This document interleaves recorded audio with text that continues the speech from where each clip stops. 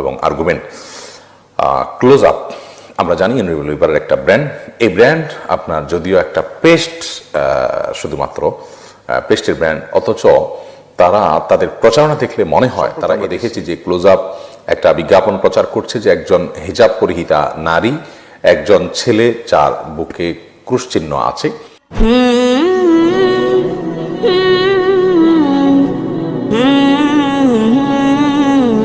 মোহাম্মদ শাকিল আপনি লিখেছেন close up বর্তমানে প্রকাশ্যে জেনা করার ব্র্যান্ড হয়ে দাঁড়িয়েছে। ফেব্রুয়ারি আসলেই তারা বিজ্ঞাপনের মাধ্যমে যুব সমাজকে প্রকাশ্যে জেনা করার জন্য উৎসাহিত করছে। এটা একটা বড় ধরনের সমস্যা হয়ে দাঁড়িয়েছে। এদের পরে কিছু বলতেন। দেখুন, খুবই গুরুত্বপূর্ণ একটি প্রশ্ন এবং আর্গুমেন্ট। ক্লোজ আপ আমরা জানি লিভারের একটা ব্র্যান্ড। এই ব্র্যান্ড আপনার যদিও একটা পেস্ট, শুধুমাত্র পেস্টের ব্র্যান্ড, অথচ তারা তাদের প্রচারণা দেখলে মনে হয় তারা এদেশে জেনাকে, অবৈধ কাজকে, হারাম কাজকে প্রমোশন করতে এসেছে। অনেক মুসলিম দেশে তারা আপনার সমকামিতার প্রচারণায় এবং সেটাকে স্বাভাবিককরণের জন্য তারা অর্থ ব্যয় করছে।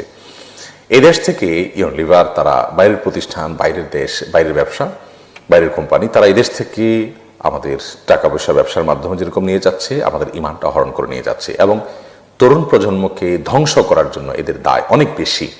কোনো ভালো কাজে এদের কোনো ইনিশিয়েটিভ দেখতে পাবেন না। কোনো ইসলামিক কোনো প্রোগ্রামে, ভালো কোনো কাজে যেটার সাথে দেশের মাস পিপল জড়িত, সেখানে তাদেরকে স্পন্সর করতে দেখবেন না।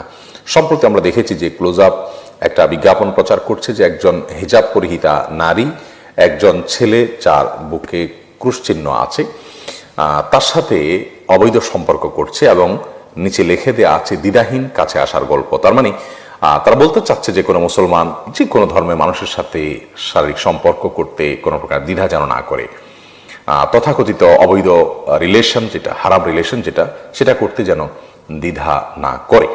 এই যে প্রচেষ্টা তাদের, এই যে আপনার একটা হারাম কাজের জন্য উদ্বুদ্ধকরণ এবং ইসলাম যেটাকে হারাম করেছে মুসলিমদেরকে সেই হারাম জিনিসটা করতে উদ্বুদ্ধ করা এবং সেটাকে স্বাভাবিক করে ফেলা, যুবকদেরকে তথাকথিত প্রেম, অবৈধ রিলেশন এবং হারাম রিলেশনকে স্বাভাবিক করার যে প্রচেষ্টা তাদের, এই প্রচেষ্টাটা অত্যন্ত গর্হিত এবং জঘন্য।